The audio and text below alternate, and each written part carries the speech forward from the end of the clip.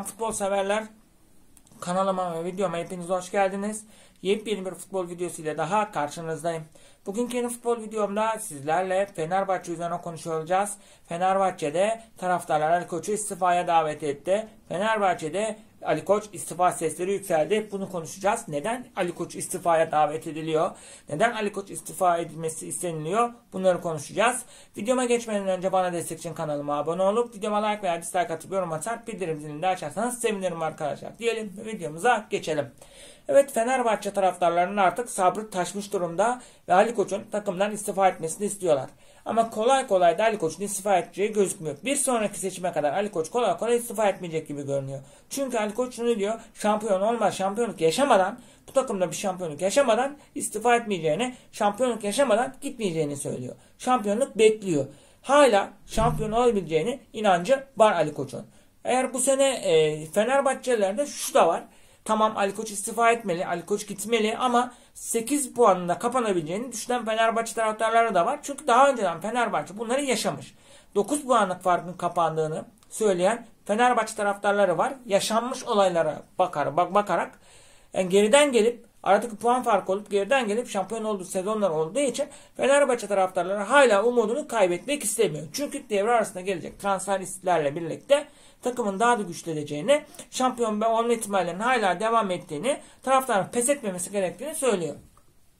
Tabii yaşanmışlıklara bakıldığında onun daha önce 9 puanlık fark kapanıp şampiyon olduğunda, 9 puan geriden gelip şampiyon olduğunda bu yaşandıysa 8 puanlık fark kapanır, 8 puan biz geriden gelip şampiyon da olabiliriz diye düşünceleri var. Ama bakıldığında da gerçeklerde biraz bu işin Ali Koç takımın başında olduğu sürece de bu işin zor olduğunu söylüyor. Zaten Ali Koç takımın başında olduğu için, zor göründüğü için de taraftarlar artık istifaya davet ediyorlar. Çünkü Ali Koç takımın başına başkan seçildiği günden itibaren, ilk günden itibaren şu ana kadar pek de bir takıma başarı sağlayamadığı için ister istemez taraftarlar da Ali Koç'u istifaya davet ediyor. Galatasaraylılar Ali Koç'un istifa etmesini istemiyor. Ali Koç'un her istifa etmemesi, Ali Koç'un takımdan gitmemesi Galatasaray'ın işine geliyor. Fenerbahçelilerin işine gelmiyor. Fenerbahçeliler artık takımını savunabilecek bir başkan istiyorlar. Hem içeride hem dışarıda takımını en iyi şekilde savunabilecek bir başkan gelmesinden yanalar. Bu başkanın da Ali Koç olmadığını söylüyorlar. Artık Fenerbahçe taraftarları başkalarının şampiyonluklarını izlemek istemiyor. Başkalarının şampiyonluk kutlamalarını izlemek istemiyor. Kupayı başka takımların kaldırmasını istemiyor. Şampiyonluk mücadelesi vermelerinin sonunda şampiyon olmak istiyorlar artık. Yani biz şampiyonluk mücadelesi verelim, şampiyonluğu başka takıma kaptıralım istemiyorlar. Verdiğimiz bu şampiyonluk mücadelesinin sonu şampiyonlukla bitsin istiyorlar. Fenerbahçe taraftarı artık yılmış, bezmiş durumdalar. Haklılar. Doğal olarak da haklılar arkadaşlar. Ben bir Fenerbahçe taraftarı olmuş olsam ben de Ali Koç'un istifa etmesini isterdim.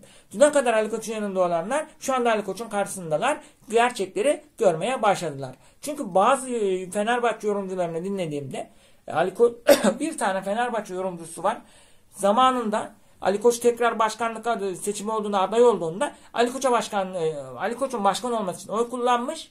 Ali Koç'un bu takıma bir şeyler katacağına inanmış. Bekleyelim, görelim. Daha henüz başındayız diyen kişilerin bile kararı değişti, fikri değişti. Ali Koç bunların fikirlerini bile değiştirdi. Yani Ali Koç kendilerine destek verenlere, kendilerinin yanında olanların bile fikrini değiştirmeye başladı. Fenerbahçe artık kaliteli oyuncular takıma gelmesini istiyor. Dandun oyuncuların alınmasını istemiyor. Bu da gayet normal.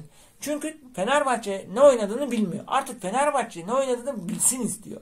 Yani bu takımda Aykut Kocaman bile geldiğinde ne oynadığını takım biliyordu en azından. Hani takım durağan bir oyun oynasa bile Aykut Kocaman'la birlikte ne oynadığını biliyordu bu takım. Hani şuna da artık Fenerbahçe taraftarı kızdı. Evet, sen takıma Jose Mourinho gibi büyük bir yetenek, büyük bir yıldız teknik direktörünü getirdin ama İsmail Kartal'dan bir farkı yok bunun diyorlar.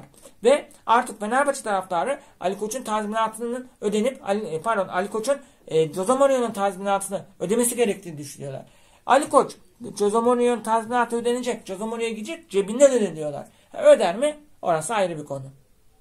Artık Jose Mourinho'nun tazminatını alacağını söylüyorlar.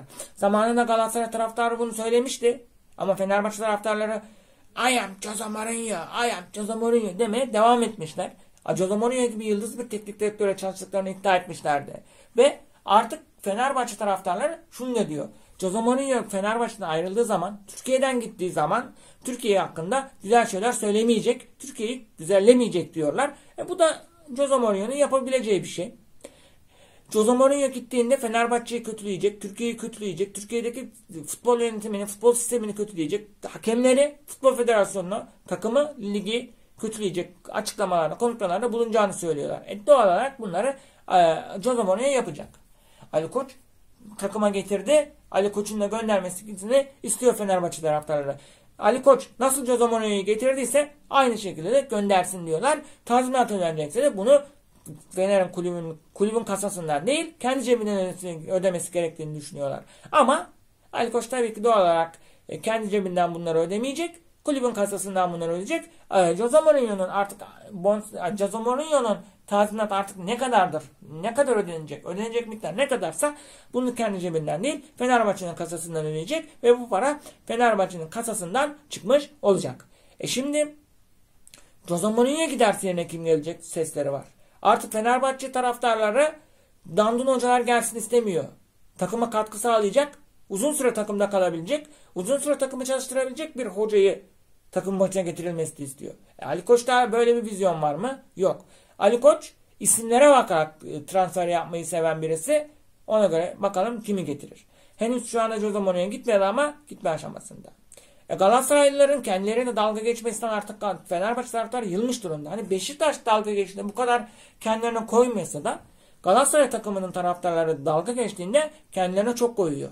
Kendilerini çok sinir ediyor. Beşiktaşlar çok fazla sinir etmese de Galatasaraylı taraftarların söyledikleri en ufak söz, Fenerbahçe ile ilgili söyledikleri en ufak söz bile kendilerini sinir etmiş durumda. Kendilerini gıcık ediyor. Çünkü Galatasaray kendilerinin en büyük rakibi. Beşiktaş'ı çok rakip olarak görmedikleri için, daha çok Galatasaray kendilerini rakip olarak gördükleri için Galatasaraylıların söyledikleri her söz Fenerbahçelilerin canını acıtıyor arkadaşlar. Artık Fenerbahçe taraftarı da şampiyonluk kutlamaları yapmak istiyor.